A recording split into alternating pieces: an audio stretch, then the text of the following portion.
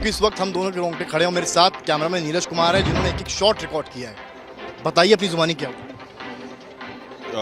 बहुत लंबा करियर हो गया, लेकिन इस तरीके का शूट आउट मैंने अपनी लाइफ में कवर नहीं किया। दंगे बहुत देखे, बहुत कुछ देखा, लेकिन जब पुलिस अंदर आई और हम लोग कैजुअली साथ में आ रहे थे, अमूमन ऐसा होता है कि कोई क्रिमिनल आता है तो हम लोग साथ में उसको कवर करते हुए जाते हैं, और एकदम से हम इंतजार कर रहे थे काफी देर। बिल्कुल हम लोग करीब आधे घंटे से वेट कर रहे थे कि अतीक अहमद आएगा, और हम लोग उसको उसकी बाइट के लिए इंतजार कर रहे थे कि एक शब्द वो बोलेगा। और जैसे शुरू करना, यहीं से शुरू करना। बिल्कुल यहाँ से जैसे ही आप बात करना शुरू करते हैं और हम लोग पीछे पीछे जाते हैं, और जैसे ही बोलना शुरू करता है, जैसे ही अतीक अहमद और असद वो उसका भाई बोलना शुरू करता है, और एकदम से तड़तड़ाहट की आवाज़ आती है, और ऐसे लगता है कि जैसे पटाखे दगने लगे। मैं अपने आंखों के सामने धुआं देख पाता हूँ एकदम से। आप धुआं देख पाते हैं, मुझे एक हल्का सा बर्न नजर आता है, और मैं 2 कदम पीछे हट के मैं देखता हूँ, और एकदम से फायर, और सब तितर बितर हो जाते हैं, इंक्लूडिंग जितने पुलिस वाले थे उनको भी समझ में नहीं आया, और वो एकदम से पीछे हटे।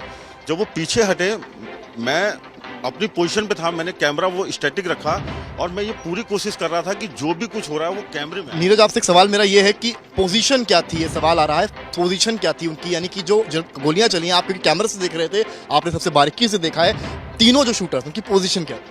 देखिए, अतीक अहमद और असद हमारे सामने थे, उसका भाई हमारे सामने था, और बगल से एक पिस्टल आती है और अतीक अहमद के पहले सर पे फायर लगता है। जैसे ही सर पे फायर लगता है और एकदम से तड़तड़ाहट शुरू होती है, और सब जितने भी लोग थे वो कम से कम 2-4 कदम पीछे हटते हैं, तो एक राइट हैंड साइड पे, एक लेफ्ट हैंड साइड पे, और एक यहाँ से, मतलब तीनों तरफ से उसको घेरा हुआ था, और बेतहाशा फायरिंग हो रही थी।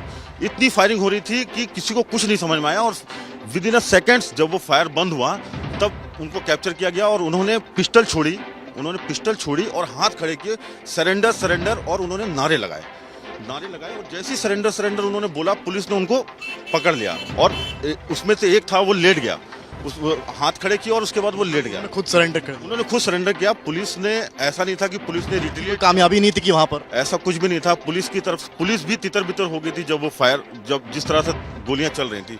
उन्होंने पिस्टल छोड़ी, हाथ खड़े किए, और तब पुलिस ने उनको पकड़ा। ये हुआ। ये बताइए मुझे कि जब तितर बितर हुए हैं, कई लोग भागे हैं, उस वक्त आपकी पोजीशन क्या है? मैं अपनी पोजीशन से कम 4 से 6 कदम पीछे हटा, 4 से 6 कदम। खरोच भी आई है मेरे को एक फायर बंद थोड़ा सा हुआ है, खरोच मेरे कैमरामैन को भी आई है, क्योंकि कैमरा पकड़े थे, उनका ध्यान इस पर था कि वो आज तक के लिए एक बेस्ट फ्रेम तैयार कर सकें, क्या विजुअल कैप्चर कर सकें। अपनी बात जारी रखें। जब मैं 4-6 कदम पीछे हटा और वो तीनों लोग मेरे फ्रेम में नजर आने लगे जो फायर कर रहे थे, मैंने अपनी जगह को होल्ड किया, और वहीं से मैंने पूरा जो मुझे लगता था कि जो बेस्ट हो सकता है अपने आप को, और उसको सेव करते हुए मैंने वहां से वो फ्रेम बनाया, और वो मुझे लगता है कि के जरिए आज तक पहली तस्वीर दिखा पाया जिस वक्त ये शूट आउट हुआ है। हम ही इकलौते चैनल थे जिन्होंने लाइव वहां पर। नहीं, बिल्कुल हम लोग ग्राउंड पे रहते इसीलिए हैं कि अपने दर्शकों को जो भी बेस्ट हो सके वो दिखाएं, और हम यहाँ से साबरमती तक गए, जितनी फोर्स थी वो हमको यहाँ पे नजर नहीं आ रही थी। सवाल ये है कि जहां पर स्पॉट है वो कैमरा एक पड़ा हुआ है और एक माइक दिख रहा है, और ये बताया पुलिस ने है कि ये उन्हीं लोग का था, वो पत्रकार के वेश में आए थे। तो कुछ अंदाजा आपको लगा था बॉडी लैंग्वेज से कोई इस तरह से अपने साथियों में आ जाए? नहीं, ऐसा कुछ नहीं था। 4-6 चैनल थे और कुछ लोकल के थे जिनको हम जब से इलाहाबाद में मैं कवर करने आता हूं, जिनको मैं देखता रहता हूं, मुझे बिल्कुल अंदाजा नहीं था कि कोई ऐसा व्यक्ति होगा।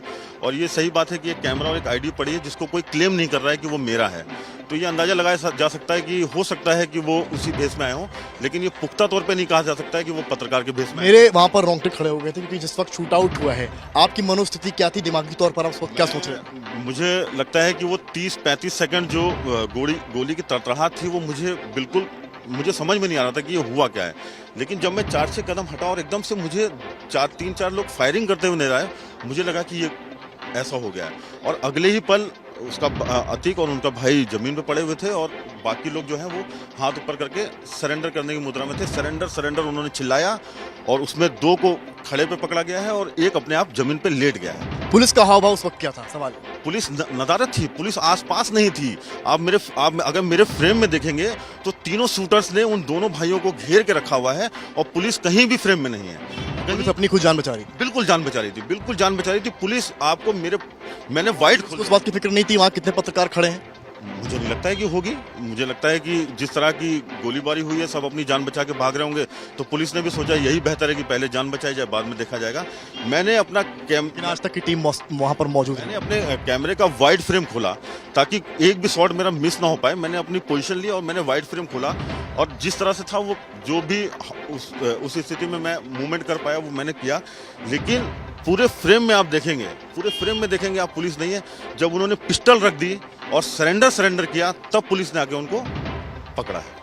ये बताइए कि जो पुलिसकर्मी थे, क्या उनके पास हथियार नहीं थे? किसी ने कोशिश करी उस वक्त हथियार निकाल कर उन पर क्रॉस फायर करने की, रोकने की? नहीं, मुझे नहीं लगता है कि किसी ने कोशिश करी, क्योंकि जब उन्होंने सरेंडर किया तो किसी के भी हाथ में मुझे पिस्टल नहीं नजर आई। उन्होंने उनको होल्ड किया, मतलब किसी ने भी ये कोशिश नहीं करी। सरेंडर किया तो उन्होंने अपनी पिस्तौल छोड़ दी? बिल्कुल, उन्होंने अपना काम किया, उन्होंने अपनी पिस्टल छोड़ी, हाथ ऊपर खड़े किए और सरेंडर किया। तब जो थाना इंचार्ज है उन्होंने आके 2 लोगों को पकड़ा, और एक जो खुद लेट गया था उसको पुलिस वालों ने, क्या बोलते हैं, पुलिस ने उसको प्रेस करके नीचे दबाया, और तीनों को तेजी में उन्होंने जीप में डाला और जीप में डाल के ले गए।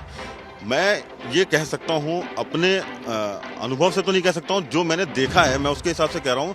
पुलिस ने बिल्कुल ये कोशिश नहीं की कि किसी तरीके से उनके ऊपर फायर किया जाए या उनको बचाया जाए। ये बिल्कुल कोशिश नहीं हुई। जो आए थे उन्होंने अपना काम किया, उन्होंने अपना काम करने के बाद हाथ खड़े किए, एंड देन पुलिस ने। बड़ी बात है, आप समझ सकते हैं शम्स की कोशिश नहीं हुई। जो आए थे अटैकर्स, जो शूटर्स थे, उन्होंने अपना काम किया और बंदूक रख दी नीचे, यानी कि पिस्टल नीचे रख दी और सरेंडर करने लगे, जो हमने अपनी आंखों से देखा, नीरज कुमार ने अपने कैमरे में कैद किया। तो ये बड़ी बात है कि आखिर कोशिश क्यों नहीं हुई उनको रोकने की उस वक्त,